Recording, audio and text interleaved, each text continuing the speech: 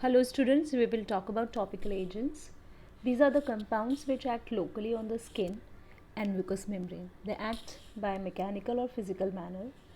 They are applied and produce a variety of effects like adsorbent, astringent, demulcent, emollient or protective. Some compounds when applied topically they also exhibit antimicrobial property and astringent activity. Now they are categorized as protective and adsorbents, antimicrobial agents, astringents, and some miscellaneous compounds.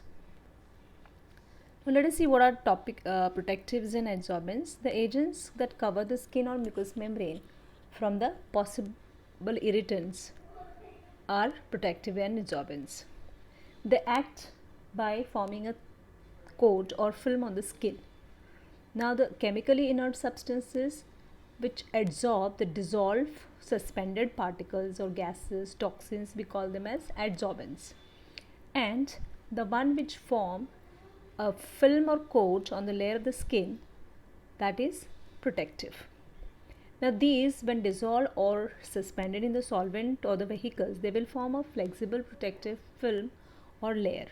They are used for external applications and generally they are water insoluble types and not wetted by moisture. Let's see some compounds. First one is silicone polymers. They are generally known as silicone oils. You can see the structure CH3, CH3, CH3, Si. Again O, CH3, Si, CH3, O, CH3, CH3, Si. So this is the n number of times this is a polymer which is formed. The oily nature of this material makes it useful as water repellent and protective to the skin from contact with the irritants.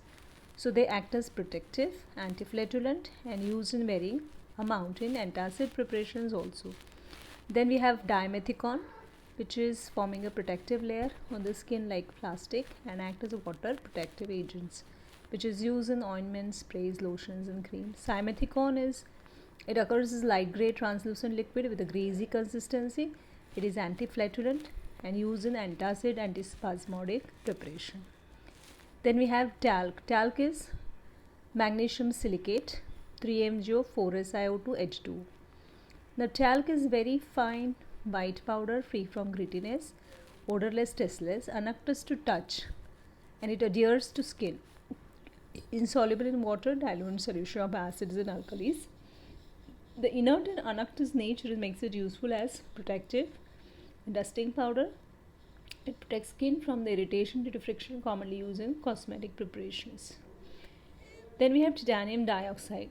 This is oxide of titanium, contains not less than 98% titanium dioxide. It's a white, almost fluffy powder, odorless and tasteless, practically insoluble in water. In dilute mineral acid, it dissolves slowly in hot H2SO4. Now this is a good topical protective. The action is due to the opacity of the compound to protect the skin from harmful ultraviolet radiations. So it is used commonly for in skin protective paste and creams. Then we talk about calamine.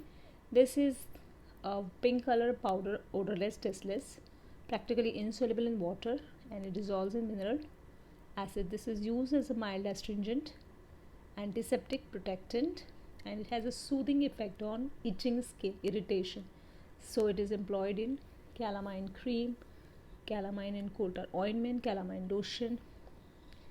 Then we see the next compound, it is zinc oxide.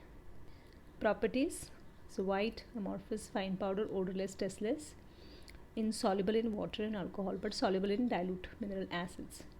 Now if you see the assay, it is assayed by acidimetric back titration because it's a base, but it is insoluble in water, cannot be directly titrated with acid. So it is dissolved in excess of standard acid and then excess is back titrated. Ammonium chloride is precipitation, zinc hydroxide, methyl is used as indicator. If you see the uses, zinc oxide acts as a mild antiseptic and astringent in the form of ointment, dusting powder. It is employed in the treatment of eczema, ringworm, varicose ulcers and psoriasis. Also used in the manufacture of adhesive tapes and bandages. Then we talk about antimicrobial agents.